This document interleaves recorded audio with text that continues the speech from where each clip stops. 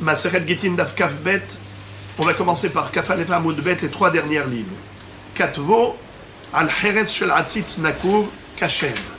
On avait appris qu'il ne fallait pas écrire un get sur quelque chose de mehoubar. Pourquoi? Parce que la Torah nous demande de juxtaposer les deux opérations. Vekata venatan. Dès qu'on écrit le get, il faut pouvoir immédiatement le donner à la femme. Or, si entre l'écriture et la remise du get à la femme, entre les deux, il faut faire une 3e opération intermédiaire, ce n'est pas bon. Par exemple, ici, tu as écrit sur une feuille qui était rattachée à l'arbre. Et après, tu as besoin de détacher la feuille pour lui donner. Donc, ça s'appelle 3 verbes.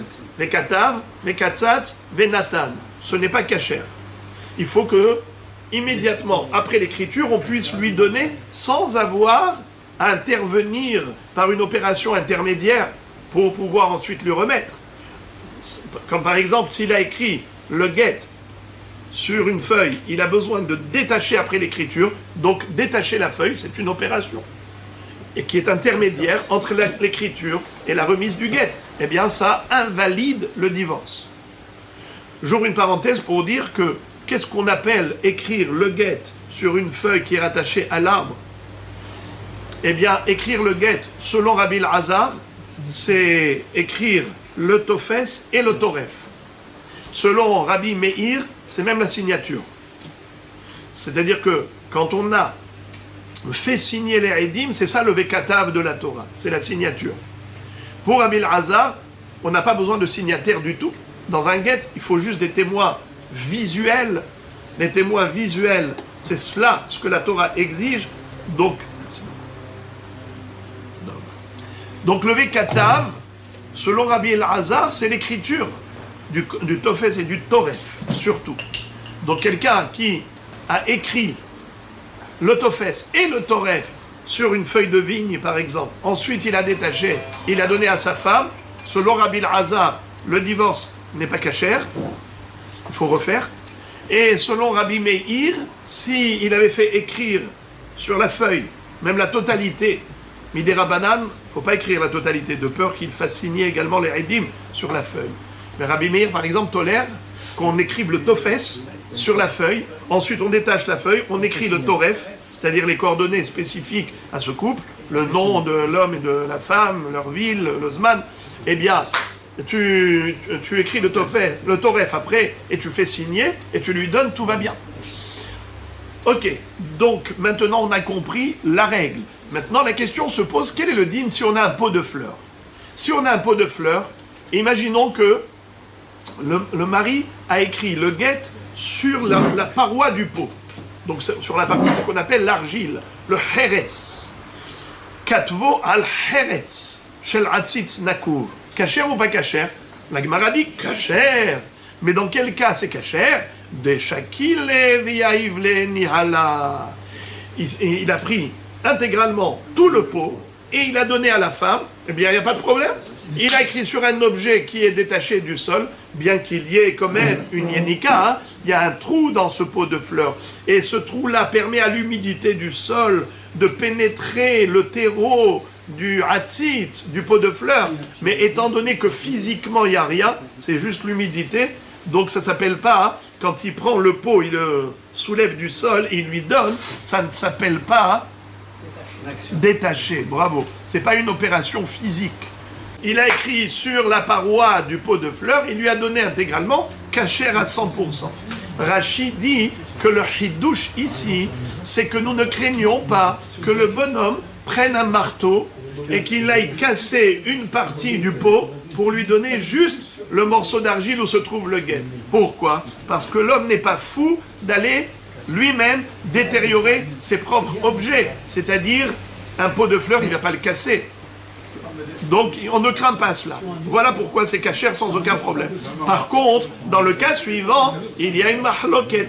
Comment? Al-ale shel atzitz nakuv, Abaye amar kasher, veraba amar pasoul. Abaye amar kasher, de shakile v'yaivle nihala. Rabba amar pasoul, gzera shema iktom.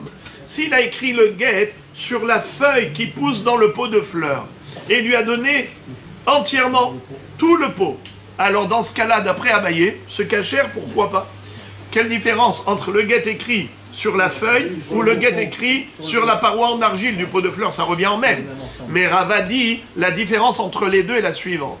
Dans le cas où il a écrit sur la paroi en argile, il n'y a pas de risque qu'il prenne un marteau pour aller casser le morceau du guet, parce qu'il n'est pas fou de détériorer un objet de valeur. Un pot, il ne va pas aller le casser. Tandis que s'il a écrit sur la feuille, alors là il y a un risque. Lequel? C'est qu'il arrache la feuille et qu'il lui donne. Eh bien là, Hachamim vont dire, faut pas donner un guet pareil, c'est-à-dire même s'il lui donnait le pot de fleurs intégralement avec le guet écrit sur la feuille, ce n'est pas cachère. Pourquoi? Parce que Shemaï Ktom, Hachamim craignent le risque que l'homme peut faire un acte très facilement, détacher la feuille où se trouve écrit le guet. Et donc là, pourquoi ce ne sera pas cachère? Pourquoi ce ne sera pas cachère? On peut avoir 3 actions. Parce qu'il y a 3 actions. Vekatav, Vekatsatz, Venatan. Là, ce n'est pas cachère. De peur qu'on en arrive là, et c'est très facile d'en arriver là parce que ça ne détériore pas le pot pour autant, eh bien, voilà pourquoi, selon Rava, ce guet est pas soul Gzera Shema Iktom. Oui, Gzera de Hachamim. Minatora, c'est cachère. Mais Abaye dit que même Hachamim n'ont pas interdit. Pourquoi? Car Abaye ne craint pas ce risque que l'homme ait tendance à arracher la feuille. Étant donné qu'il a écrit sur la feuille et il lui donne tout le pot, il n'y a aucun risque. Mais dans la normale des choses, il arrache et il écrit après. On n'a pas besoin de parler, nous, ce sont des cas d'école. Maintenant, la Gemara nous dit Hatzit shel Ehad, Uzraim shel Aher. Alors maintenant, je vous avais dit que, en réalité, concernant les lois du guet, il n'y a pas de différence entre un pot perforé, percé par en dessous, ou un pot qui n'est pas percé. Ça ne change absolument rien au niveau du guet. Mais au niveau de ce qu'on va apprendre maintenant, vous allez voir différentes halachot qu'on va apprendre. Là, en effet, Hatzitz Nakouv, ça change. Commençons. Hatzitz shel Ehad Uzraim shel Aher. Machar Baal Hatzitz le Baal Azraim. Kevan shemashach kana. Machar Baal Azraim le Baal Hatzitz lo kana. Ad sheyachzik bazraim. Hatzitz Uzraim shel Ehad. ומחרן לאחר, החזיק בזרעים, קנה עציץ, וזוהי ששנינו, נכסים שאין להם אחריות, נקנים עם נכסים שיש להם אחריות בכסף ובשטר ובחזקה. החזיק בעציץ, אף העציץ לא קנה עד שיחזיק בזרעים. Alors maintenant, on va expliquer tout ça. C'est-à-dire, nous avons une halakha concernant les kinyanim, les transactions commerciales. Lorsque je veux vous vendre un objet, si c'est du mobilier, il y a un acte d'acquisition qui s'appelle Meshicha ou Agba. Soit vous tirez, soit vous soulevez. Je ne rentre pas dans les détails, Meshicha, Besimta, Birshuta Rabbim, Birshuta Yachid. Je ne rentre pas dans tous ces détails, mais en tout cas, vous connaissez la notion, Meshicha, tirer l'objet, ou Agba, soulever l'objet. Ça, c'est pour le mobilier. Maintenant, pour l'immobilier, il y a 3 actions, il y a 3 actes d'acquisition possibles. Soit Bekesef, je vous donne l'argent, j'achète votre appartement, j'ai pas besoin de vous donner les 3 millions de shekels que coûte votre appartement, je peux vous donner 1 shekel, même 10 centimes, ça suffit. Pourquoi? Parce que je vous donne l'argent pour faire l'acte d'acquisition. Marché conclu. Et après, je vous dois les 3 millions moins 10 centimes. Mais l'acte d'acquisition n'a pas besoin de se faire avec la contre-valeur réelle. Ça n'a pas besoin d'être l'intégralité du montant de ce que coûte la maison. Parce que c'est un acte symbolique. Un acte symbolique, mais même une prouta. Il devient propriétaire à ce moment-là? Pardon? Il devient propriétaire? Il devient propriétaire, c'est de cela que je parle. Même s'il ne paye pas. C'est-à-dire que ça veut dire qu'il lui doit de l'argent. C'est comme si je vous prête de l'argent. Je vous prête, bien sûr vous devez me rembourser. Mais maintenant que je vous ai prêté, cet argent est à vous. Alors la même chose, quand je vous vends un appartement, vous me donnez une prouta, marché conclu. Une fois que c'est à vous, maintenant vous me devez de l'argent. Mais pourquoi vous vous prenez la tête? Rabbi Matzliach, ne vous prenez pas la tête. Regardez, faisons un kinyan avec un shtar. Prenons par exemple un shtar, 0 centime. Tout simplement, il lui écrit, le propriétaire à l'acheteur, mon appartement t'est vendu. Moi, Réhouven, j'ai vendu à Shimon l'appartement.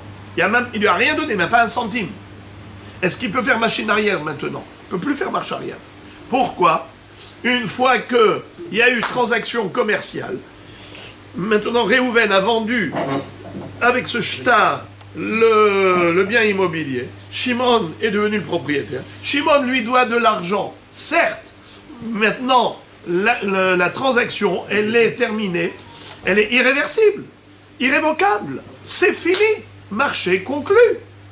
Alors ça, c'est le shtar. Troisième acte d'acquisition possible, c'est Hazaka. C'est quoi Hazaka? Qui peut me dire c'est quoi Hazaka? Alors c'est, si par exemple, Naal, Gadar ou Paratz, il fait un acte de propriété dans la terre. Par exemple, il met une barrière. Par exemple, il met une serrure. Par exemple, il défonce la barrière. Par exemple, il travaille le sol, il creuse. Tout cela, ce sont des actes que seul le propriétaire peut réaliser. Dès que l'acheteur a fait un acte de propriété, eh bien désormais, il devient propriétaire. Évidemment, puisque le vendeur voulait lui vendre. Il fallait juste un acte symbolique pour la transaction. Alors il y a 3 actes symboliques. Kesef, Ushtar ou Hazaka. Maintenant, Rabotai. Quel est le digne du terreau qui se trouve dans le Hatzitz Nakouv? Quel est le digne du terreau qui se trouve dans un pot de fleurs qui est perforé? D'accord? Étant donné qu'il est considéré comme rattaché à la terre, c'est la raison pour laquelle il est considéré comme un bien immobilier. Le trou qui le relie à la terre, étant donné qu'il y a une yénika, c'est-à-dire qu'au travers du trou, le terreau du pot de fleurs aspire l'humidité de la terre, c'est comme si c'était rattaché au sol. On a dit que c'est pour Shabbat et également pour la transaction. La transaction, pour qu'il y ait transfert de propriété, il faut qu'il y ait un acte d'acquisition équivalent aux actes d'acquisition d'un bien immobilier. Ça veut dire que ces 3 actions, Kesef, Shtar ou Hazaka, qui sont applicables à un bien immobilier, c'est applicable également au terreau qui se trouve dans le pot. Car la terre et la terre, c'est la même terre. Le terreau du pot et la terre, c'est la même terre. Mais, quel est le digne du pot en argile? Le pot en argile, lui, ce n'est pas du terreau, donc ce n'est pas relié à la terre. Il est annexé, mais c'est pas la terre elle-même. Alors, quel est le digne maintenant si quelqu'un veut acheter que le contenant et pas le contenu? Quelqu'un veut acheter juste le pot, mais pas le terreau avec les fleurs qu'il y a dedans. Alors, quel est l'acte d'acquisition qu'il faut? Il veut lui vendre que ça. Bravo. Meshicha ou Agbaha. Nachon? Est-ce qu'il peut lui vendre Bekesef? Non. Bishtar? Non. Behazaka? Non.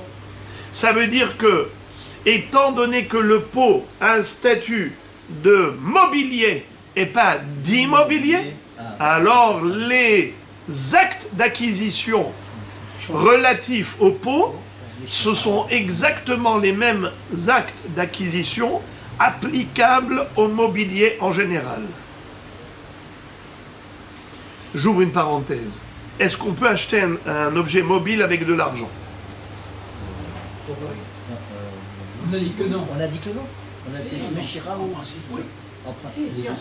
Mahloket, Rish Lakish et Rabbi Yohanan. Rish Lakish dit non.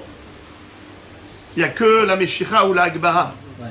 Rabbi Yohanan dit Dvar Torah Ma'ot Konot. Selon Rabbi Yohanan, l'argent est un moyen d'acquisition pas seulement pour l'immobilier, mais même pour le mobilier. Pourquoi Hachamim ont disqualifié cet acte d'acquisition qui s'appelle l'argent? Shema Yomarlon Nisrefu Hitecha Ba'aliyah.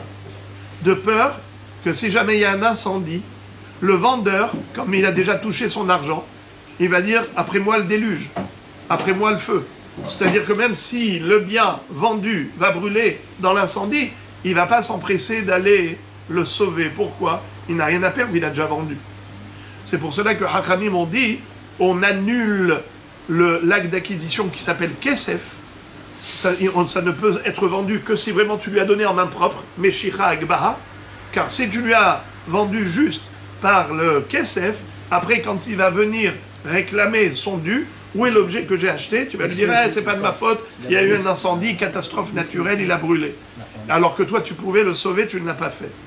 C'est pour cela que Hachamim ont annulé l'acte de Meshicha. Donc, Mahloket Rish Lakish et Rabbi Yohanan, est-ce que Minatora, Dvar Torah Maot Konot ou pas? Alors, regardez maintenant comment la Gemara nous donne exactement tous les détails par rapport à cette vente. Atzitz shel Ehad, Uzraim shel Aher. Tout d'abord, quel est le cas d'école ici? Quel est le cas de figure? Eh bien, ils étaient deux associés, Réhouven et Shimon. Réhouven est propriétaire du pot, le contenant, et Shimon est propriétaire du terreau, le contenu. Machar Baal Ha'atzitz le Baal Azraim, Kevan Shemashach Kada. Voilà que maintenant, Shimon, propriétaire du terreau, dit à Réhouven, ton pot de fleurs m'intéresse, veux-tu me le vendre? Réhouven acquiesce. Que doit faire Shimon qui veut maintenant acquérir le pot? Meshicha. Il doit faire Meshicha ou Agbaha, c'est-à-dire l'acte qui correspond à l'acquisition du mobilier. Donc en effet, il fait Meshicha du pot, tout va bien, il a acquis. Maintenant, si c'était l'inverse, c'est Réhouven, propriétaire du pot, qui veut acheter le terreau de Shimon. Machar Baal Azraim le Baal Ha'atzitz. Lo kana ad sheyachzik bazraim.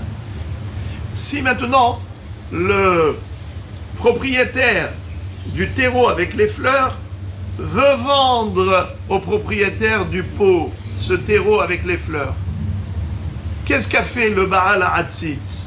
Il a fait par exemple Meshicha. Ça sert? Ça ne sert à rien. Agbaha, ça ne sert à rien. Qu'est-ce qu'il doit faire? Yahzik bazraim, qu'il fasse Hazaka.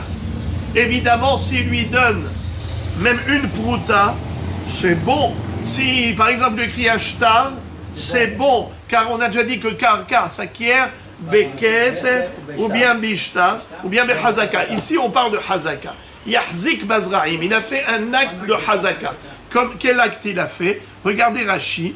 Yahzik bazraim, atzitz abetalush umikne bimshicha. Zraim avu mehubarim.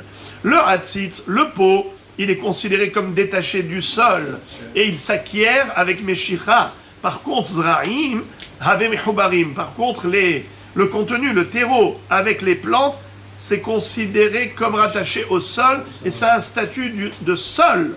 Veniknim bekesef bishtar ou behazaka. Rashi dit que ça s'acquiert par les actes d'acquisition relatifs à l'immobilier. Et quand est-ce qu'il va acquérir? En faisant Hazaka. Comment? Nikesh Oider. C'est quoi Nikesh Oider? Par exemple, il a élagué, ou bien il a creusé le terreau. Eh bien tout ça, ça s'appelle Avodat Karka. Il a acquis le terreau avec les plantes. Rashi ouvre une parenthèse qui est évidente, je vous l'ai dit oralement, ou Belo Yahiv Maot Kamaire. Il s'agit de quelqu'un qui n'a pas payé. De Yahiv Zouzé, car s'il avait donné des sous, Miknu Bekesef, eh bien, le karka s'acquiert même avec l'argent. Donc on parle forcément du cas où il n'y a pas eu ni de Kinyan Kesef, ni de Kinyan Shtar. C'est pour cela que Yazik. Ok. Hatzitz Uzraim Shel Echad Umcharan Le'acher. C'est-à-dire, imaginons qu'on ne parle pas de Réhouven et Shimon. On parle de Réhouven. Il est propriétaire de l'ensemble, du pot de fleurs, du contenu, du contenant. La totalité lui appartient. Maintenant, il y a quelqu'un qui vient, Yehuda, qui vient voir Réhouven. Il lui dit, Réhouven, tu veux me vendre ton pot entièrement, le contenu, le contenant? Il lui dit, avec plaisir. Ils se sont mis d'accord sur le prix, tout va bien. Alors maintenant, comment il lui vend? Becharan le'acher, ihzik ba zra'im kana atzitz. וזוהי ששנינו נכסים שאין להם אחריות נקנים עם נכסים שיש להם אחריות בכסף, בשטר ובחזקה. החזיק בעציץ, אף עציץ לא קנה עד שיחזיק בזרעים. Qu'est-ce que ça veut dire? Je voudrais commencer par ce qui est de plus facile.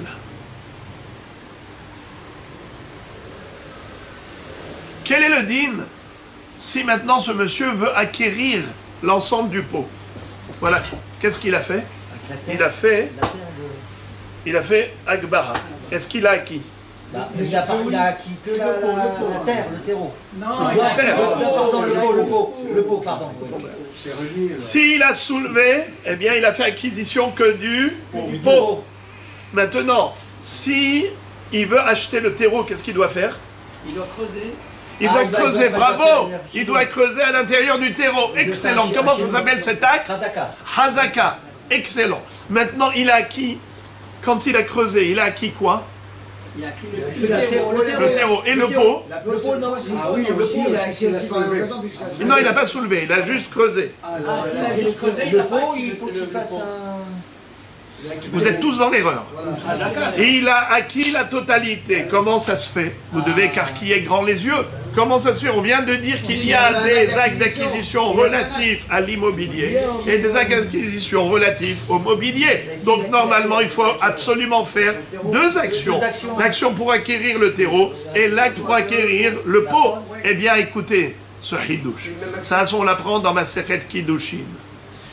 Nechassim שאין להם אחריות, נקנים עם נכסים שיש להם אחריות בכסף, בשטר ובחזקה. C'est-à-dire, on a déjà dit qu'il existe deux catégories de biens. Il y a du mobilier, il y a de l'immobilier. Comment on définit l'immobilier? Vous savez comment on définit l'immobilier? Nechassim sheyesh lahem acharayot. Des biens qui ont une garantie. Pourquoi l'immobilier s'appelle des biens garantis? Parce qu'on ne peut pas échapper, on ne peut pas les cacher, les dissimuler. Est-ce que quelqu'un peut voler un bien immobilier, le cacher quelque part? Non. Donc ça, c'est un bien qui est ce qu'on appelle une valeur sûre. Ça, c'est quelque chose qui est une garantie sûre. Nechassim sheyesh lahem acharayot. Par contre, le mobilier, on peut le dissimuler. Alors, comment ça s'appelle? Nechassim she'en lahem acharayot. Des biens qui n'ont pas de garantie. Tout le mobilier, c'est un bien qui... Ce sont des biens qui n'ont pas de garantie. Ok. Alors maintenant, écoutez le hidouche. On peut acquérir des kinyan agav. Qu'est-ce que ça veut dire agav? Un kinyan d'annexe.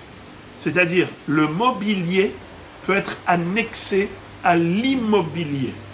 Et si j'achète de vous un bien immobilier, je peux en même temps acheter tout le mobilier que vous voulez me vendre, même s'il n'est pas là. Exemple, vous êtes propriétaire d'une maison aux États-Unis. Vous êtes propriétaire d'une voiture en Australie. Moi, je suis ici en Israël, je voudrais acheter votre maison qui est en Amérique et votre voiture qui est en Australie. Comment je fais? Eh bien, ici, on fait un acte d'acquisition, par exemple, un shtar. Vous m'écrivez un shtar, vous m'écrivez dessus. Je lui vends la maison. D'accord? Je lui vends la maison. Vous me donnez ce shtar et j'acquiers la maison. Au moment où vous me donnez ce shtar pour acquérir la maison, vous me dites, et je lui vends aussi la voiture qui est en Australie. Vous dites ça. Eh bien, ça marche. Pourquoi? Car on peut annexer la vente du mobilier à la vente de l'immobilier. Le mobilier peut être annexé à l'immobilier. Des témoins, pourquoi il faut des témoins? Parce que sinon, après, il peut dire qu'il n'a rien fait. Mais on n'a pas besoin des témoins vraiment, dans l'absolu. Il faut juste que ce soit sûr pour pas qu'après il monte. Alors, Abota, écoutez bien. Quel est le din s'il lui vend le pot avec le terreau. Mais l'action, elle a été faite dans le terreau. Une action de Hazaka. Est-ce qu'il a acquis aussi le pot? Ah oui. Bravo. Oui, car le pot, c'est du mobilier. Le terreau, c'est considéré de l'immobilier. Donc le mobilier annexé à l'immobilier, tout va bien. Donc il a fait un acte de Hazaka dans le terreau. Ça suffit pour les deux. Puisqu'il voulait lui vendre les deux. Même s'il n'a pas touché. Il a juste fait comme ça, il a creusé. Maintenant, si c'est l'inverse, il lui dit, Pas possible. je veux acquérir la totalité, mais qu'est-ce qu'il fait? Par exemple, il casse un petit bout du pot. Ou bien, par exemple, il arrange un peu le pot. Comme je dis, Hazaka. Il fait un acte par rapport au pot. Est-ce que ça marche? Non. Pas pour le terreau. non, ça pour le pot. Ça marche pas pour les Ça pots. marche, il a fait un acte. Il a fait un acte. Il a fait un acte d'acquisition. Mon Raï des Rabotaï, vous avez tout faux. Il n'a rien acheté, ni le pot, ni le terreau. Pourquoi? Parce que le terreau, il n'a pas fait d'acquisition sur le terreau. Et dire que il a fait une acquisition dans le pot et le terreau, ça va avec, déjà, ça n'existe pas. On ne peut pas annexer l'immobilier au mobilier. On peut annexer le mobilier à l'immobilier. Mais en l'occurrence, même le mobilier, il n'a pas acquis. Pourquoi? Parce qu'il a fait un acte de Hazaka. Au lieu de soulever, il a fait un acte de Hazaka. Est-ce qu'on a déjà entendu parler de Hazaka pour du mobilier? Jamais. C'est ou Meshicha ou Agba. Donc ça ne marche pas. Donc ce monsieur n'a rien acquis. Ni le pot, ni le terreau. Et si le vendeur veut regretter, il veut se rétracter. Il a la possibilité de se rétracter. Pourquoi? Parce qu'il n'a rien vendu encore. Alors regardez ça. Encore une fois. Si le pot et le terreau avec les plantes, quand je parle de Zraïm, ça veut dire le terreau avec les plantes, ça appartient au même propriétaire, Reuven. Il a vendu à Yehuda. S'il a fait Hazaka dans le terreau, alors il a acquis et le terreau et aussi le pot. Pourquoi? C'est ce qu'on a appris dans ma Masechet Kiddushin Daf Kavva. Nechassim she'en lahem acharayut, niknim im nechassim she'esh lahem acharayut bekesev ishtar ubechazak. Par contre, Ehzik ba'atzitz, af atzitz lo kanad she'ehzik b'tzraim. Mais s'il a fait acquisition, s'il a fait un acte de Hazaka dans le pot, ça ne sert à rien. Pourquoi ça ne sert à rien? Étant donné qu'il faut le soulever ou le tirer, donc il a acheté ni le pot ni le terreau. Très bien. Maintenant, puisqu'on a parlé de ce cas, on va donner encore une autre halakha qui parle de Hatzitz Nakouv, mais cette fois-ci, ce n'est plus par rapport au guet, ce n'est plus par rapport à une transaction commerciale, c'est par rapport au din de Maaser, Teruma et Maaser. Vous le savez que les fruits qui poussent en Eretz Israël sont soumis à la mitzvah des prélèvements de la Teruma au Kohen, du Maaser Rishon au Lévi, Maaser Sheni mangé à Yerushalayim, ou parfois c'est le Maaser Ani qui remplace le Maaser Sheni en fonction des années. On a 6 années agricoles entre une Shemitah et une autre. On a 3 ans et 3 ans, donc 2 cycles de 3. Première et deuxième année, c'est Teruma, Maaser Rishon, Maaser Sheni. La troisième année, c'est Teruma, Maaser Rishon, Maaser Ani. Et pareil, idem pour les 3 dernières années, c'est-à-dire 4, 5, 6. 4 et 5, c'est comme 1 et 2. Teruma, Maaser Rishon, Maaser Sheni. Et la 6e année, c'est comme la 3e, Maaser Ani qui remplace. Alors maintenant, on a le Hatzitz Nakouv. On a ce pot de fleurs, plutôt de pot de fruits, puisqu'on parle ici de Trumot et Maasrot, un pot de fruits qui est en argile, avec du terreau à l'intérieur, et des fruits qui poussent dedans. Maintenant, quel est le din lorsque nous avons cette réalité? Eh bien, il n'y a pas de problème, puisque le pot de fleurs est posé sur la terre d'Eretz Israël, il y a un cordon ombilical, c'est la Yenika, c'est ce qui fait le vase communicant entre le terreau contenu dans le pot et la terre sur laquelle est posé le pot de fleurs. Donc il y a un vase communicant. On a déjà dit que c'est comme si ça poussait dans la terre. Maintenant, quel est le statut des fruits qui pousseraient dans ce pot? Eh bien, il faut prélever la terouma et le maaser, puisqu'on est en Israël. Maintenant, quel sera le débat? Alors regardez le débat. Le débat, ça va être, quel est le din si ce pot de fruits en argile était là, ou en bois, il se trouvait juste à la frontière d'Israël. C'est-à-dire que le pot se trouvait en Israël et toutes les branches où poussaient les fruits étaient en Chutz La'aretz. Est-ce qu'on va d'après le terreau ou on va d'après les branches? Les branches où il y a les citrons, les oranges et tout ça, les vignes, ça penche vers Chutz La'aretz. D'accord? Bon, merci de votre avis, il est très important par rapport à ce qu'on va étudier. Regardez, Mikvo Ba'aretz, Venofo Bechutz La'aretz. Le trou, il est en Israël. Le nof, c'est quoi le nof? Les branches. Les branches en Israël. Se trouvent en Chutz La'aretz. Le trou, il est en Israël. Les branches en Chutz La'aretz.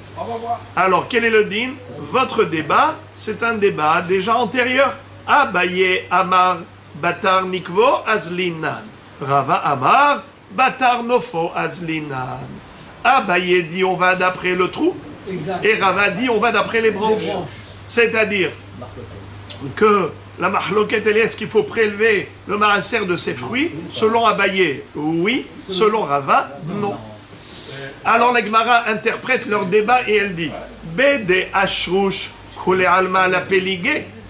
Si jamais, au travers de cet orifice, ça a pris racine en Israël, la question ne se pose même pas.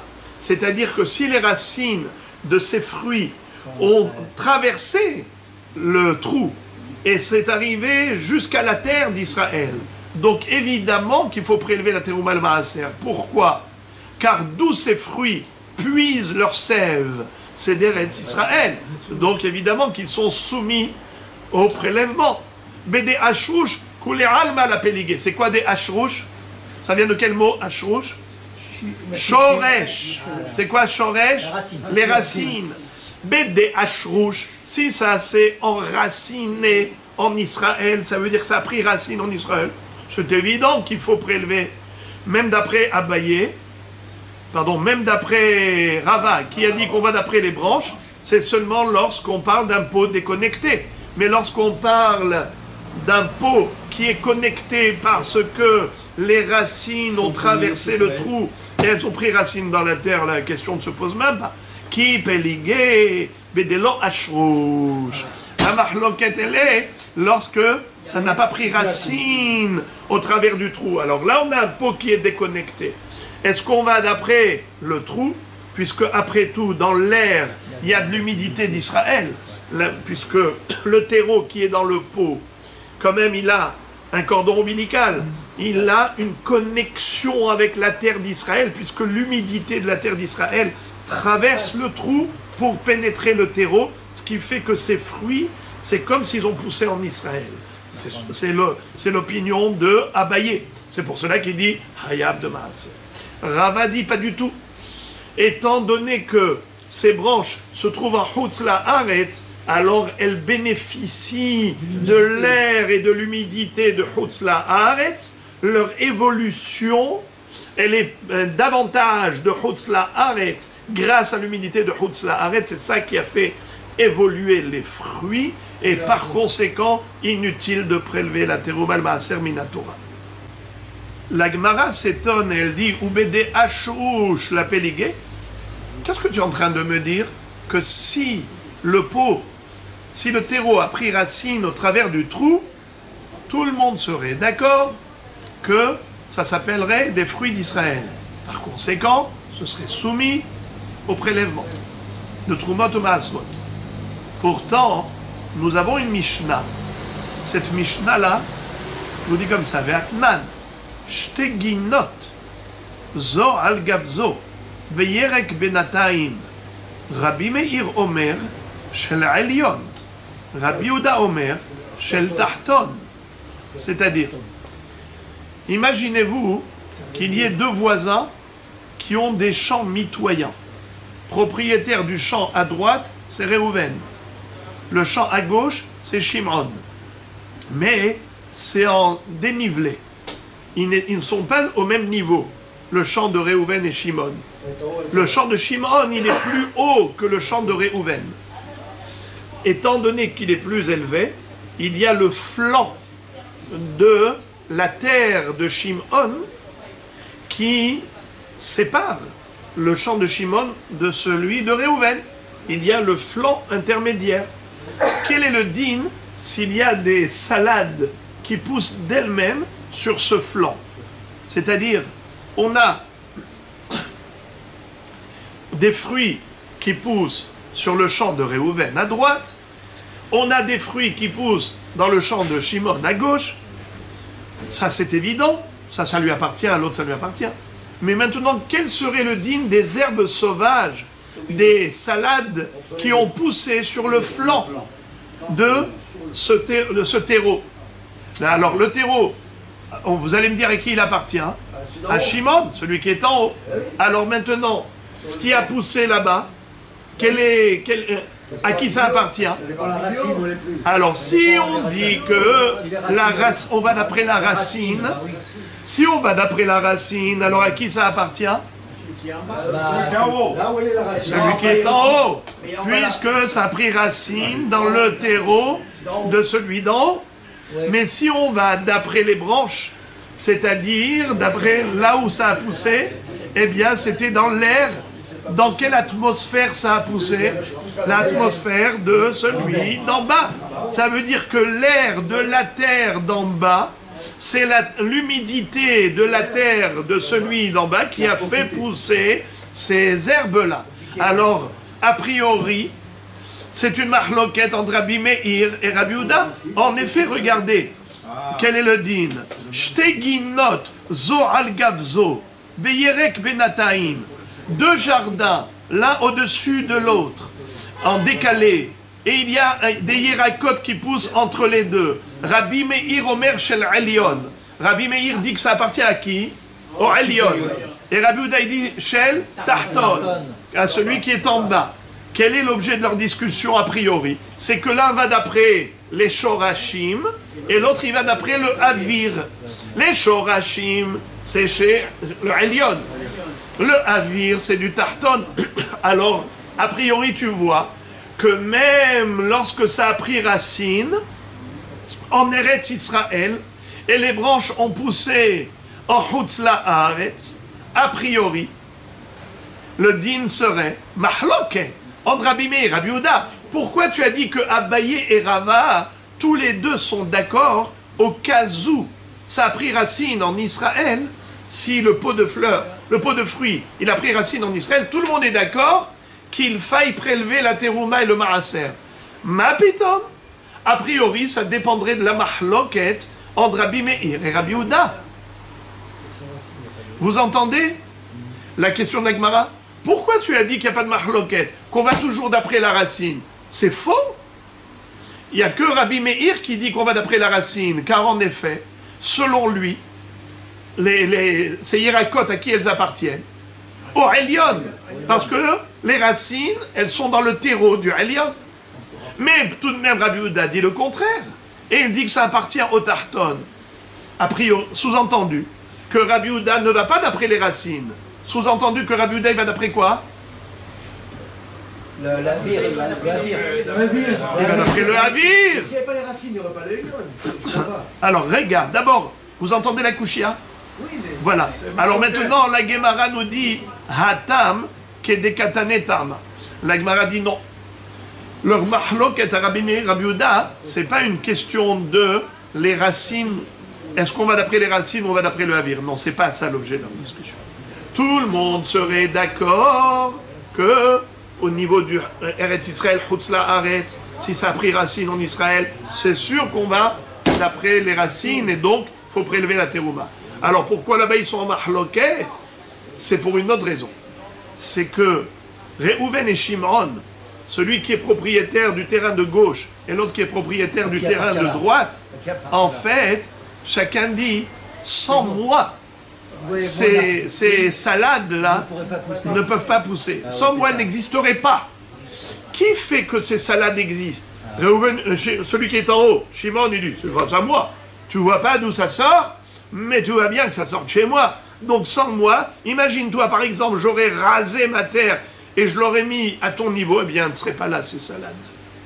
Donc les salades, elles existent grâce à moi. Et l'autre, Réhouven lui dit, imagine-toi si moi j'avais rehaussé le sol de mon terrain au niveau de ton sol. Eh bien ces salades n'existeraient pas. Si elles existent, parce que moi j'ai créé l'espace. Sans mon espace, il n'y a pas de salade.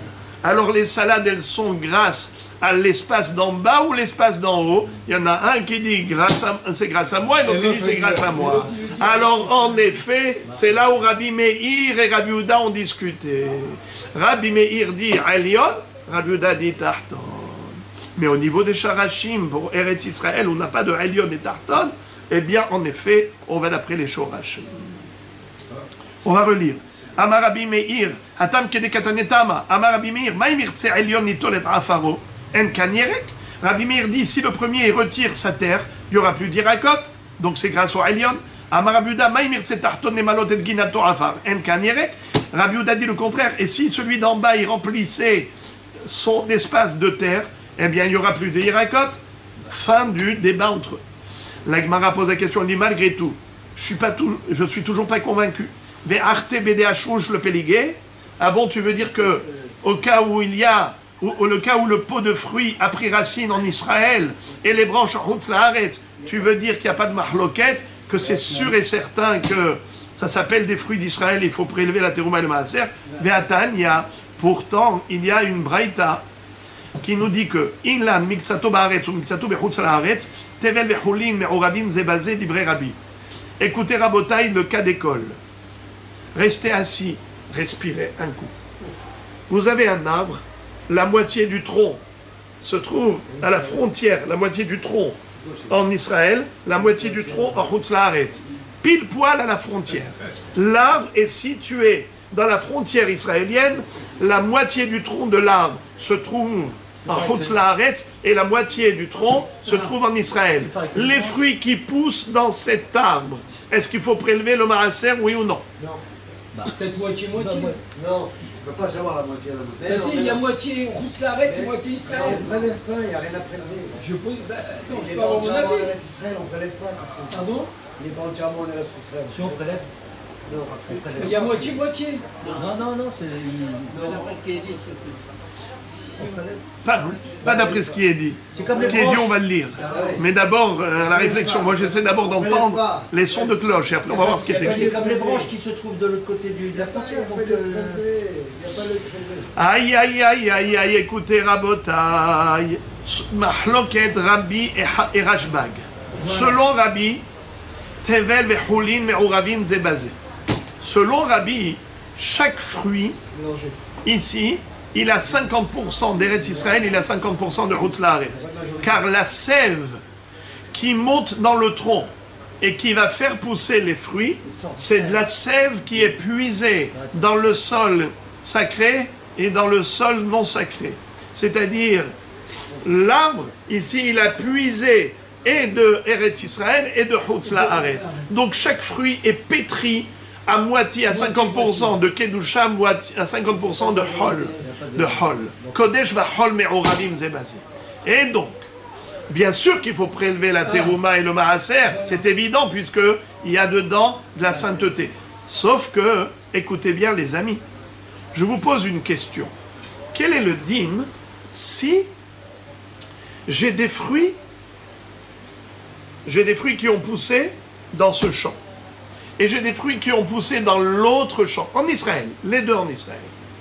J'ai maintenant, par exemple, 100 kilos de fruits, 50 kilos de ce champ, 50 kilos de ce champ. J'ai mis tout ça dans un grand sac, maintenant je prélève. Est-ce que je peux prélever comme ça 10 kilos de maaser pour les 100 kilos, ça marche?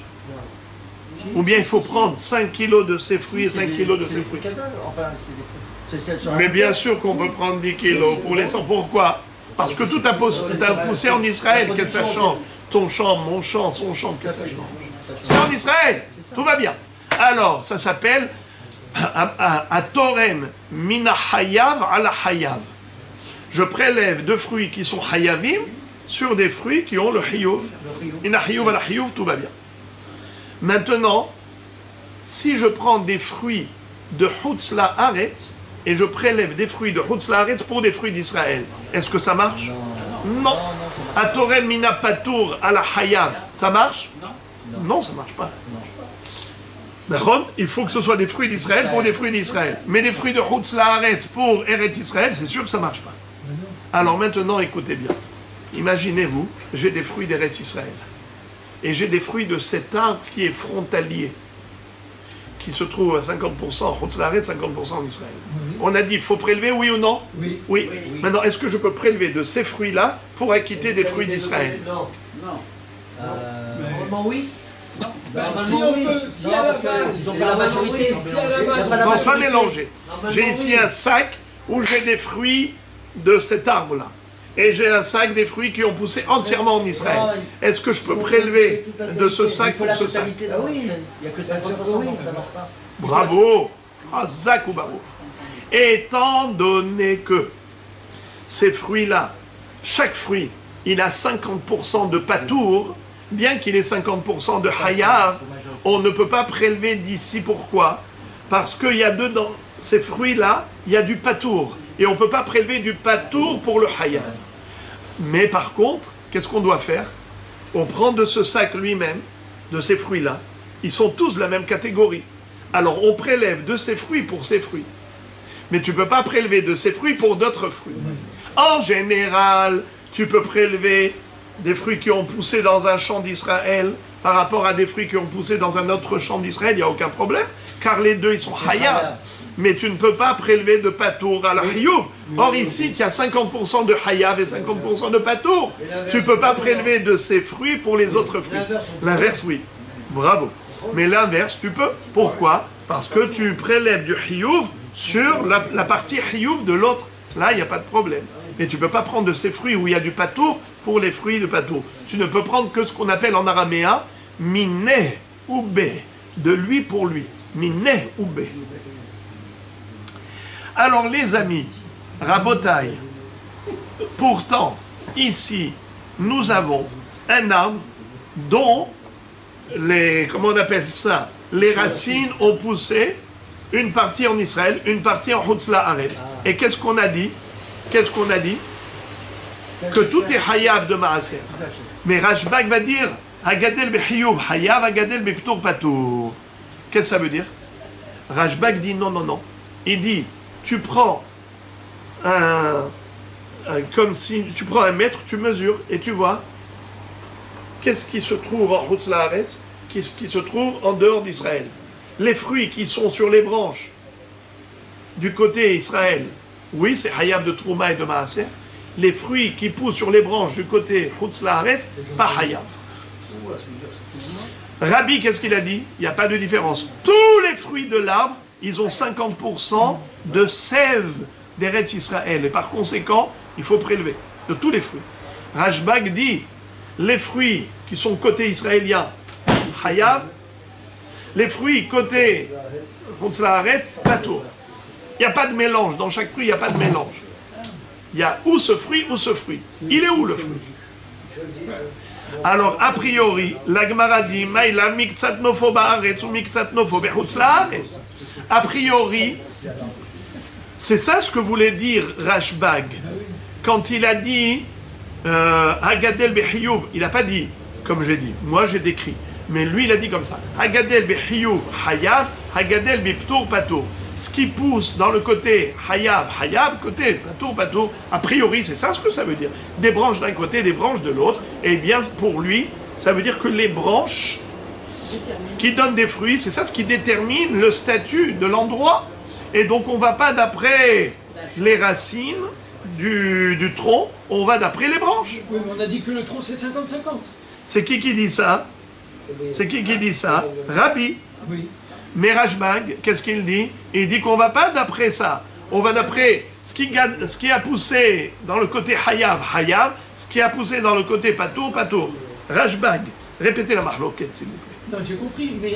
Non, mais répétez parce que vous n'avez pas compris. Si vous dites, mais on a dit ça. Mais comment vous dites on a dit ça? Ça c'est Rabbi. Mais Rashbag, il dit le contraire. Alors comment vous dites on a dit ça? Mais Rashbag, il parle aussi pour l'arbre qui est moitié-moitié. Oui, bien sûr. Et malgré tout, qu'est-ce qu'il dit? Malgré tout, qu'est-ce qu'il dit? Et pourtant, les racines, elles sont mélangées en quelque sorte. Complètement. Alors regardez, la Gemara dit, Lo, miktsat sharashin ba'aretz ou miktsat sharashin bechutz ha'aretz ou maitama de Rashbag de mafsik tsunma. Qu'est-ce que ça veut dire? La Gemara dit que Rashbag, quand il a dit ça, que c'est moitié-moitié, c'est pas parce qu'il dit que c'est une question de l'air où les branches se trouvent. Il dit que, même lui il est d'accord, qu'au niveau des racines, tout se mélange. Si on avait des racines d'Israël, il aurait été d'accord avec Rabbi, pour dire que tous les fruits c'est 50-50. Pourquoi là il a dit, ce qui pousse ici, c'est à 100% Maaser, et ce qui pousse ici, c'est à 100% non Maaser? C'est pas parce qu'il pense que c'est l'air des branches qui favorise. Soit l'air d'Israël, donc ça favorise les fruits d'Israël, et l'air des branches de Chutz Haaretz, c'est pas ça. C'est qu'en fait, lui, il parle d'un cas de Tsunma. C'est quoi Tsunma? Il y avait un rocher qui séparait les racines d'Israël des racines de Chutz Haaretz. Sous l'arbre, il y avait un rocher qui faisait que le tronc, il était bifurqué. Les racines ne se touchaient pas. Elles ne se touchaient pas, bravo. Il n'y avait pas un mélange de racines. Alors c'est comme si on a la moitié d'un arbre qui va comme ça, et l'autre moitié qui va comme ça. Alors maintenant, regardez comment la Gemara explique, c'est trop joli, c'est trop joli. Ou maïtama de Rashbag, de mafsik tsunma, maïtama de Rabbi, de hadre, de arve, de maïka mefalge. Mor savar avira me balbel, ou mor savar haïde choudekae, vaïde choudekae. En fait, la mahloquette entre eux est la suivante. Puisqu'on parle d'un arbre qui a au niveau des racines une séparation, un rocher qui sépare les racines, Rabbi dit d'accord, la séparation n'est qu'au niveau des racines. Mais à un moment donné, il y a un tronc commun. Maintenant, vous comprenez l'expression le tronc commun. Parce que les racines sont séparées, mais le tronc est commun. Et par conséquent, les fruits qui vont pousser, tous les fruits des deux côtés vont pousser avec la sève d'Israël et la sève de Chutz Haaretz, qui se mélangent au niveau du tronc. Parce que le tronc, c'est le canal des deux. Rashbag, comment ça s'appelle ça? Avira Mebalbel. Répétez. Qu'est-ce que ça veut dire Avira Mebalbel? Dans l'air, il se mélange. C'est-à-dire que le tronc qui est dans l'air, à ce niveau-là, le tronc, il est Mebalbel. Tandis que Rashbag dit non. Étant donné qu'au niveau des racines, il y a un rocher qui les sépare, eh bien, si tu avais des lunettes laser, tu aurais vu que ici, c'est la moitié du tronc qui pousse grâce aux racines d'Eretz Israël, et l'autre moitié du tronc qui pousse grâce aux racines de Chutz Haaretz, et c'est comme si on avait deux canaux, les fruits qui poussent de ce canal et les fruits qui poussent par ce canal. Et donc on a ici la sève d'Israël d'un côté pour les fruits d'Israël, et la sève de Chutz Haaretz de l'autre côté pour les fruits de Chutz Haaretz. Voilà pourquoi il a dit que Hagadel b'chiyuv chiyuv, Hagadel b'ptur patur. C'est pas parce que lui, il pense qu'on ne tient pas compte des racines. Maintenant qu'il tient compte des racines. Mais là, dans ce cas-là, pourquoi il ne tient pas compte des racines? Parce que mafsik tsunma. Parce qu'il y avait un rocher qui sépare. Alors, Moré Verabotai, maintenant, nous revenons à la Mishnah. Rabbi Yehuda ben Betera Omer. Vous vous rappelez, la Mishnah nous a dit qu'il existe le diphtéra. Vous vous rappelez qu'est-ce que c'est que le diphtéra? Has Shalom. Diphtéra, c'est un parchemin. Alors, diphtéra, il existe d'abord une disqualification d'un guet quand il a été écrit sur un parchemin mahouk. Par exemple, il y avait déjà écrit quelque chose, on a effacé, et ensuite, après avoir gommé, on a écrit tout le guet. Kacher ou pas kacher? Pas kacher, qui est ce qui nous dit ça? Rabbi Yehuda ben Betera. En kodvin et guet lo ala neyar mahouk. Et pourquoi ce n'est pas bon? Parce qu'on peut corriger. Bravo! On peut ensuite corriger ce qu'on veut et on ne va pas se rendre compte parce qu'on va dire ah ouais, c'était un papier qui était déjà gommé auparavant. Alors on n'a pas le droit. Parce que imaginons par exemple, il y avait un tnaï, que le mari il avait fait un tnaï dans son guet, la femme elle a effacé le tnaï. Et puis après, personne ne s'en rend compte parce que c'était un néar qui était déjà marron. Ou encore, diphtéra. C'est quoi diphtéra? C'est un parchemin qui n'a pas été trempé dans du jus de noix de Galles. À l'époque, c'est comme ça qu'on faisait, surtout chez les Juifs, on trempait le claf dans des mémilines, dans les mérafatsim, le jus de noix de Galles. Et à quoi cela servait? Ça servait à brunir le parchemin, comme ça si jamais après quelqu'un efface, on voit tout de suite qu'il y a eu ici un effacement. Ok, maintenant regardez ce que nous dit comment on appelle ça? La Mishnah, la Gemara. Amar Rabbi Hiya bar Asi Mishme De'ula, Gimel Orot Hen, Matzah, Hipa, Vediftera. Il existe 3 catégories de parchemins. Matzah, en fait, pas parchemin, on les appelait des pots, Orot. Parce qu'avant d'en faire un parchemin, d'abord c'est de la peau de bête. Ensuite on fait du cuir. Ensuite on fait du parchemin. Alors il y a 3 étapes. Il y a l'étape Matzah, il y a l'étape Hippa, et il y a l'étape Diftera. Et ensuite il y a la 4e étape, Klaf. On n'en parle pas ici. Klaf c'est un parchemin déjà bien terminé. Mais d'abord, avant qu'il soit Klaf, on a Matzah, Hippa et Diftera. C'est quoi ces 3 étapes? La Gemara nous explique. Matzah kemashmao, de lo maliyah velo kamiyah velo afitz. C'est-à-dire, matzah, c'est quoi la matzah, vous vous rappelez? On prend de la farine et de l'eau et on mélange. C'est sans levure, sans sel, sans sucre, rien du tout. C'est à l'état brut. À l'état brut. Une chose à l'état brut, comment on l'appelle? Matzah. Alors là aussi, on parle d'une peau de bête, mais ça ressemble à la matzah qui est à l'état brut. Comme ça dit Rashi. Matzah, c'est la couleur de la matzah ou c'est... Non, matzah, c'est-à-dire Kemashmao. Rashi dit, regardez, la première des grandes lignes de Rashi. Kemashmao, comme tu l'entends matzah, Kematzazu shelonit kena behimutz kedat al-lechem. On ne l'a pas laissé fermenter. Parce que normalement, quand tu fais de la baguette ou tu fais de la challah, eh ben, tu agrémentes, ou au moins tu laisses fermenter pour avoir une bonne baguette. Mais là, c'est rien du tout, c'est à l'état brut. Tu prends de la farine et de l'eau, tu ne laisses même pas fermenter, tu mets au four, c'est quelque chose de brut. La même chose, la peau de bête qui n'a pas été... Qu'est-ce qu'elle n'a pas eu? L'omaliyah, l'okamiyah, mais l'orafit. Aidez-moi, c'est quoi l'omaliyah? Bravo. La peau, d'abord, qu'est-ce qu'on lui faisait? On la salait.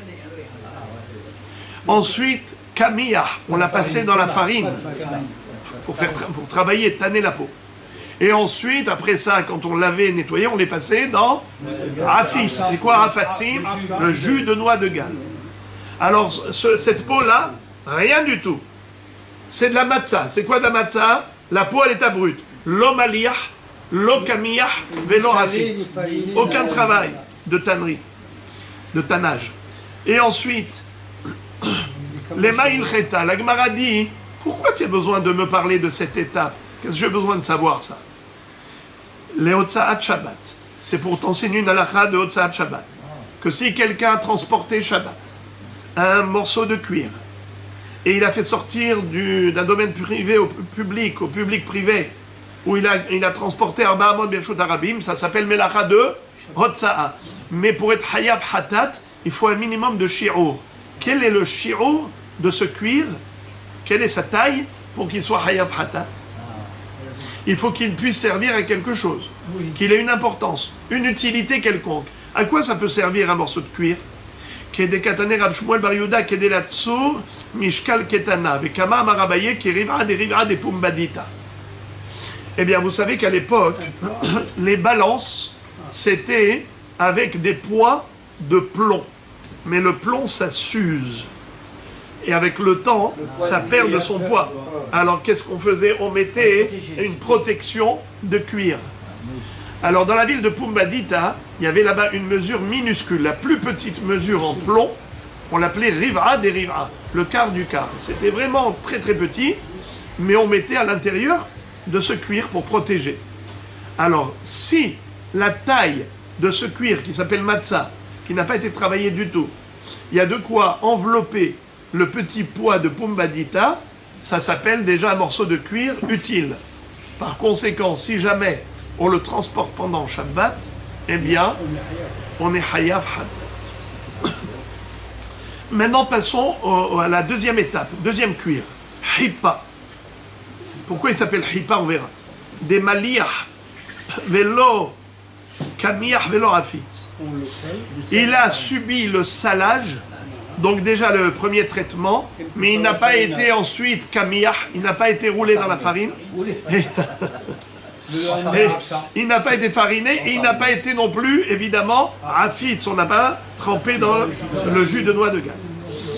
Alors les maïl cheta, quel est l'intérêt de nous parler de ce fameux hippa, les Hotzaat Shabbat? Encore une fois pour la Hotzaat et Shabbat. Quel est le shi'ur? Vekama shi'uro? Keditnan, or kedela sot kamiya. En fait, on se servait de cela pour en faire des amulettes. Quand on écrivait toutes sortes de choses sur des petits parchemins, on mettait dans un pendentif. C'est quoi le pendentif? C'était une petite pochette de cuir. Eh bien, cette petite pochette de cuir, elle recouvrait, elle était mehappa, le parchemin. Bravo. Alors, c'est pour ça que ça s'appelle hippa, parce que c'est mehappé, ça recouvre l'amulette. Très bien. Eh bien, s'il y a de quoi recouvrir le kamia, d'en faire un kamia, la saute kamia, d'en faire une amulette, Shabbat, celui qui ferait sortir cette taille, Haya, parce que c'est une taille importante, il y a de quoi faire une amulette. Keditnan or kedela saute kamia. Maintenant, diphtéra, demaliach ve kamiach velo afitz. Qui peut me dire c'est quoi diphtéra? Il est salé, il est maliach, il a déjà été salé, il a été kamiach, il a été déjà fariné, mais qu'est-ce qui lui manque? Afit, lo afit. On n'a pas encore trempé dans le jus de noix de Galles. Eh bien celui-ci, comment il s'appelle? Diphtéra. Les maïl cheta, quel est l'intérêt de nous en parler? Le Hotzaat Shabbat, pour le shi'ur de Hotzaat Shabbat. Kama shi'uro, kedel lichtov alav et aget. Pour qu'il soit utile, il faut qu'on puisse au moins écrire dessus un get. S'il a la taille d'écrire un get, ça veut dire qu'il est déjà important. C'est une taille importante. Et si Shabbat il a fait sortir, eh bien il est hayaf hatat. Moray Verabotai, dites-moi, diphtéra, kedel lichtov alav et aget. C'est à cela que c'est utile? Non, on a dit qu'on ne peut pas faire ça. Bravo! Rabbi Shimon, Chazak ou Marourti, et comment est-ce qu'on est Hayaf Hatat? Parce que tu dis, c'est un morceau de claf qui est déjà suffisamment grand pour écrire un get, donc il est important parce qu'il peut être utile. Mais on a dit dans la Mishnah que c'est pas cachère. Un get écrit sur diphtéra. Mais on parle de la mesure. Non, on a dit que c'était... Mais la mesure, la mesure, c'est parce que c'est utile. Et en quoi ça peut être utile? Pour écrire un get. C'est ça ce qui lui donne l'importance et la considération pour être hayab hatat beshabbat. Mais si, en écrivant un get dessus, ce n'est pas caché, alors il n'est pas utile pour le get. Oui, mais il y a le poids. On parlait du petit poids tout à l'heure. Ça c'était... Donc on aurait dû parler de poids. On n'a pas parlé de poids, on a parlé de get. Alors Rashi nous dit Kedel lichtov aval diphtéra lichtov alav et aget. Regardez s'il vous plaît les 5 dernières lignes de Rashi. Lichtov alav et aget. Kerabanan de marchere. Waouh. Rashi dit 2 mots. Kerabanan de marchere. C'est-à-dire, vous vous rappelez pas la fin de la Mishnah? Chachamim disait, contrairement à Rabbi Yehuda ben Betera, que même si on écrit sur diphtéra, c'est cachère. Comment ça se fait? Alors vous allez voir tout de suite. Chachamim marchirim, regardez la dernière ligne de la Gemara en bas. Man Chachamim, c'est qui ce Chachamim qui disent que écrit sur un papier effacé, sur comment on appelle ça, une diphtéra, c'est cachère. Soit neyar mahouk, soit diphtéra, c'est cachère. Rabbi Yehuda ben Betera, il est absolument logique. Pourquoi? Parce que si ça n'a pas été bruni avec le jus de noix de Galles, eh bien, c'est pas cachère parce qu'on peut effacer, tu vas pas te rendre compte. Sur un neyar mahouk, tu peux gommer, on va pas se rendre compte. Alors comment ça se fait que Hachamim ont dit cachère? Le guet n'est pas valable. Le guet n'est pas valable que d'après Rabbi Yehuda ben Betera, mais Hachamim ont dit que le guet est valable. Comment ça se fait que le guet est valable? Il était du guet, mais enfin l'écriture par lui-même, elle était valable. Mais c'est ça la question. Rabbi Yehuda ben Betera a dit que comme on peut effacer sans s'en rendre compte, c'est pas cachère. Alors pourquoi Hachamim disent que c'est cachère? La Gemara demande, Man hachamim, Rachid dit, Man hachamim, klomar maninu, maïtamayou de marchere. Comment hachamim peuvent autoriser d'écrire un get sur un papier gommé ou bien sur un diphtéra, mais on peut corriger sans se rendre compte? C'est falsifiable. Alors à Botaï, regardez s'il vous plaît, et vous allez lire les 2 derniers mots, les 3 derniers mots de la page et les 2 premiers mots de la page. Regardez s'il vous plaît, lisez, lisez. Je vous laisse lire, pas moi. Non. Lisez-moi, s'il vous plaît, les 3 derniers mots de Daf Kafbet Amoud Aleph. Ah, ok, Amar Rabbi Elazar, tournez la page. Alors, s'il vous plaît, rien qu'expliquez-moi les 3 derniers mots de la page et les 3 premiers mots de Amoud Bet. Expliquez-moi, s'il vous plaît. Amar Rabbi Elazar, Rabbi Elazarhi. Expliquez-moi, s'il vous plaît, cette phrase. Amar Rabbi Elazar, Rabbi Elazarhi. Il y a deux Rabbi Elazar. Très bien. Rabbi Elazar nous dit, c'est Rabbi Elazar. C'est qui le premier Rabbi Elazar? C'est qui le deuxième Rabbi Elazar? Non. Non, Rabbi Elazar ben Azaria, quand c'est Rabbi Elazar ben Azaria, on dit Rabbi Elazar ben Azaria.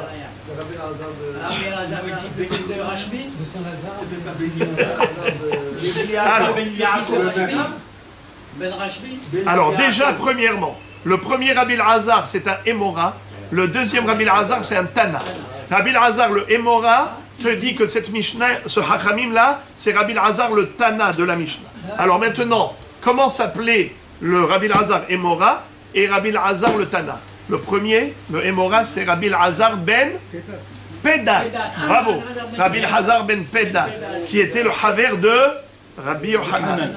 Et le premier Rabbi Elazar, il s'appelle Rabbi Elazar ben... Le fils de Rabbi Ben Cheta. Sinon, on aurait dit Rabbi Elazar bar Shimon. Mais Rabbi Elazar tout court dans tout le chasse. Dès qu'on dit Rabbi Elazar, c'est qui? Alors, vous vous rappelez que... Du tout, il vient de le dire, je viens de dire qu'on le dit Rabbi Elazar bar Shimon. Alors, Rabotai, on avait 5 élèves de Rabbi Akiva. Tous les Tanaïm que vous retrouvez en général dans les Mishnayot, ce sont les élèves de Rabbi Akiva en général. Comment il s'appelait? Rabbi Meir Baal Hannes. Alors, c'est qui Rabbi Meir? C'est Rabbi Meir, l'élève de Rabbi Akiva. Rabbi Shimon, c'est qui? Rabbi Shimon Bar Yochai, l'élève de Rabbi Akiva. Rabbi Yossi ben Halafta, l'élève de Rabbi Akiva. Rabbi Yehuda Bar Bilhaï, bravo. Rabbi Yehuda Bar Bilhaï, c'est aussi l'élève de Rabbi Akiva. Et Rabbi Elazar ben Shamoua. Ah, celui qui a été transpercé. Rabbi Elazar ben Shamoua. Alors Rabbi Elazar ben Shamoua, lui, qui était élève de Rabbi Akiva, à chaque fois qu'on dit Rabbi Elazar dans la Mishnah, c'est toujours Rabbi Elazar ben Shamoua. Alors, c'est ce que nous dit. Rabbi Elazar ben Pedat te dit que l'auteur de la Mishnah, c'est Rabbi Elazar ben Shamoua. De Amar et de Messira Karte, qui lui, contrairement à Rabbi Meir, a dit que quels sont les témoins nécessaires pour un guet. Ce n'est pas 2 témoins signataires, c'est 2 témoins visuels de la transmission du guet. Alors, Aïdé Messira Karte. Et alors, quel rapport? Comment ça répond à la question? Regardez le premier Rashi de la page. Je n'ai pas l'habitude de vous faire lire des Rashis, cette fois-ci exceptionnellement. Rabbi Elazar de Amar, Hatimat Get Enah Minatora. Rabbi Elazar nous dit qu'on n'a pas besoin de signature dans un get Minatora. Velo Sagi Lemitve Blo Aïdé Messira. De toutes les façons, tu ne peux pas échapper au témoignage de 2 témoins visuels. C'est obligé. Des Inhu de Avde Kiritut. Ce sont eux, et c'est grâce à eux, les 2 témoins visuels, que le divorce a lieu, la rupture. Des Al-Korhach Ba'inan Edim. On est obligé d'avoir une présence de 2 témoins qui voient la transmission. Des Alfinan Erva Davar Mimamon. Puisqu'on a appris le mot du mot Davar qui figure dans Erva et le mot Davar qui figure dans les témoignages de Mamonot, Al-Pishnaim Edim, Yakum Davar. Et il est écrit Davar à propos de Arayot. Kimatsaba Ervat Davar. Donc, comme Davar de Mamon, il faut 2 témoins. Pareil, Davar de Arayot, il faut 2 témoins. Donc, impossible d'avoir un divorce sans la présence de 2 témoins visuels, d'après Rabbi Elazar. Veilka, regardez maintenant ce que nous dit Rashi, qui est extrêmement important, sinon on n'a rien compris. Veilka, lo haishinan le dilma mezaifa. Pourquoi est-ce que nous ne craignons pas que la femme falsifie le guet? Mais s'il écrit sur un papier gommé, sur un diphtéra, elle peut corriger, elle peut faire ce qu'elle veut. Pourquoi on ne craint pas la falsification?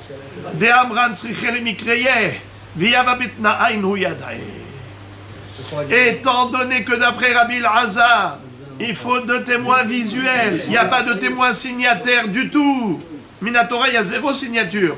Alors il n'y a que des témoins visuels. On a déjà dit que les témoins, avant que le mari remette le guet à la femme, il faut qu'il le lise. Alors s'il y avait dedans une condition que le mari avait posée pour la halout du guet, les témoins l'auraient su. Étant donné qu'ils lisent, donc après elle ne peut plus falsifier quoi que ce soit parce que les témoins ont lu. Avant la remise du guet, du mari à la femme, les témoins visuels, ils ont lu le guet. Oui. Alors qu'est-ce que tu crains? Qu'elle falsifie? Elle va falsifier quoi? Elle va barrer par exemple les conditions. Mais s'il y avait des témoins visuels, ils ont lu? Ils vont se rappeler. Et puisqu'ils vont se rappeler s'il y avait condition ou pas condition, donc les 2 témoins ne peuvent pas la laisser faire ce qu'elle a envie si elle veut falsifier. Puisque le jour où elle voudra se marier, on lui dit, amène les témoins qui étaient là au moment de la transmission du guet. Dites-nous, il y avait un tenaille, il y avait une condition, il n'y avait pas de condition. Donc elle ne pourra rien faire. Ils vont se rappeler les témoins? Vous posez une bonne question. Bravo. Alors regardez.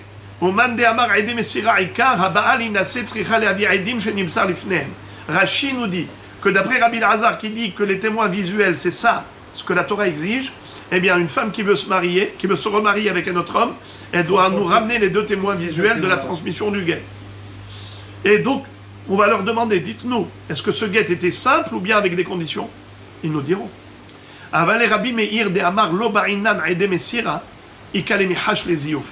Mais d'après Rabbi Meir qui dit qu'on n'a pas besoin de témoins visuels, on n'a besoin que de témoins signataires, là nous craignons la falsification. Vous avez compris pourquoi Rabbi Ben Meter avait dit que le Néer Mahouk et le Diphtéra n'est pas cachère? Parce que lui il pense comme Rabbi Meir que Edi Hatim a carté. Et alors, regardez Rabotai le Rashi la suite. Demande Samicha Edi Hatima Isha Baal Inase Beget Ena Mevia Lefanenu Edi Mahatumim Bo. Im Yesh Makirim Behatimatan. Si une femme veut se remarier, selon Rabbi Meir, qu'est-ce qu'elle fait? Elle nous apporte le guet. Et on n'a pas besoin d'appeler les 2 signataires.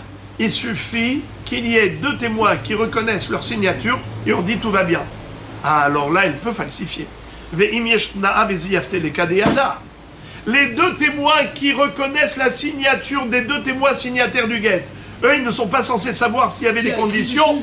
S'il y avait des conditions. Alors c'est pour ça qu'un papier qui est gommé, ou un diphtéra où tu peux gommer sans se rendre compte, c'est dangereux, parce qu'elle peut faire ce qu'elle veut. Attends, ils ont signé sans lire. Comment? Ils ont signé sans lire. Ça dit, mais ils ne sont pas là. C'est des autres témoins qui reconnaissent leur signature, qui nous valident le guet. Et eux, ces témoins-là qui reconnaissent leur signature, ils n'étaient pas là au moment du guet. Alors, Rabotai, regardez ce que nous dit la Gemara. Amar Rabbi Elazar, maintenant que vous avez entendu, c'est clair, net et précis. Regardez maintenant un débat, un double débat entre Rabbi Elazar et Rabbi Yochanan. Vous savez qu'ils étaient tous les 2 contemporains. Je vous avais déjà raconté l'histoire de Rish Lakish, quand il est niftar, et que Rabbi Elazar a étudié en Havruta avec Rabbi Yochanan, et ce Rabbi Elazar ben Pedat qui était un super génie qui connaissait tout par cœur, à chaque fois il apportait des preuves à Rabbi Yochanan, et il lui disait Tania Debsayalach, il y a une braïta qui dit comme toi. Rabbi Yochanan lui dit j'ai pas besoin de preuves que j'ai raison, je veux quelqu'un qui me pose des questions, qui m'oblige à approfondir. Regardez ça. Amar Rabbi Elazar, Rabbi Elazar le Hémora, dit Lo irshi Rabbi Elazar le Tana et la Altar. Ce que Rabbi Elazar qui a dit que même si on a écrit un guet sur un diphtéra ou sur un Néer Mahouk c'est kasher, c'est seulement si elle veut se remarier immédiatement, le jour même. Ils n'ont pas le temps d'oublier.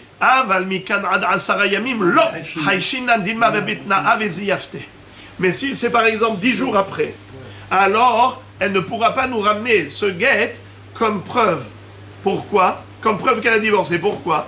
Parce qu'on dit, les témoins visuels qui avaient lu le guet à ce moment-là, mais maintenant, ils ont oublié.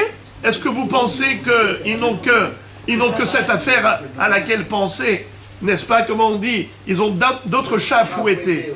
Puisqu'ils ont d'autres chats à fouetter, ils n'ont pas que ça à faire qu'à retenir s'il y avait une condition ou pas. C'est la raison pour laquelle, d'après Rabbi Elazar, quand est-ce qu'elle peut se servir du guet comme preuve, comme quoi elle a divorcé et qu'elle peut se remarier avec quelqu'un d'autre? Parce que le Beddin nous a appelé, venez les deux témoins visuels. Vous avez lu le guet? Oui, bien sûr, on a lu. Il y avait une condition? Non, il n'y avait pas de condition. Mais si c'est 10 jours après ou un mois après, comment ils vont se rappeler? Alors c'est pour cela que, quand on a dit qu'elle peut se remarier grâce à ce guet, c'est uniquement les alta, immédiatement, le jour même, et pas après.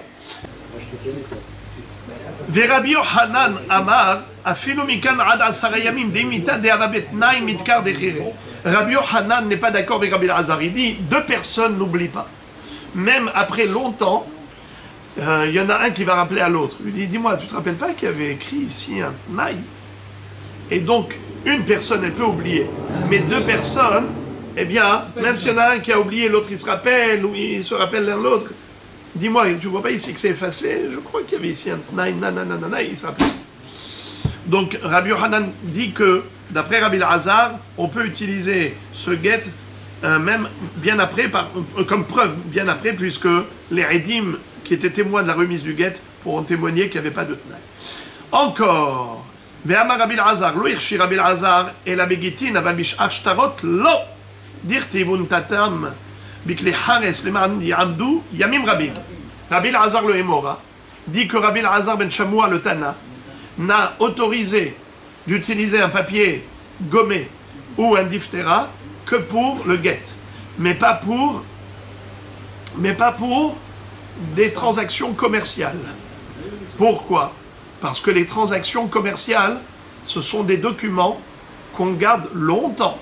Comme il est dit à propos de Irmia, quand Akadosh Baruch Hu lui avait dit à Jérémie d'aller acheter un champ à Anatot, chez son oncle Hanamel, il lui a dit Vekatov, Sefer Vechatom, et tu mettras le shtar dans un kli heres pour que ça tienne longtemps comme preuve. Donc les preuves, ça dure longtemps.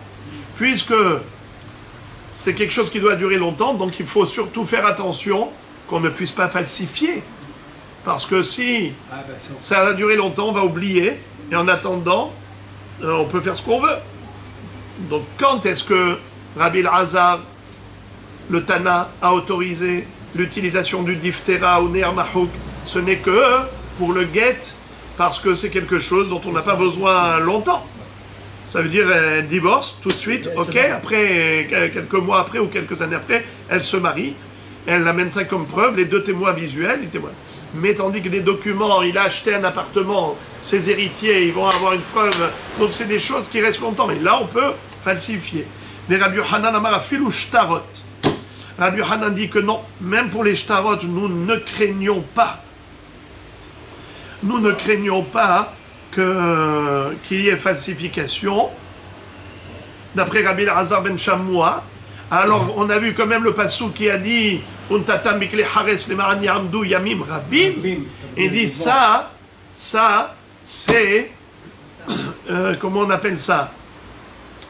C'est juste un etzatova. C'est un bon conseil que nous donne le prophète. Si on veut que ça dure, si on veut avoir des preuves qui durent longtemps, il faut les mettre dans un clé Jerez qui permet une longue conservation. Mais sinon, nous ne craignons pas qu'il y ait une falsification. Mais la question est de savoir pourquoi pas. Alors, l'explication que j'ai vue par rapport à Rabbi Yochanan, pourquoi est-ce que nous ne craignons pas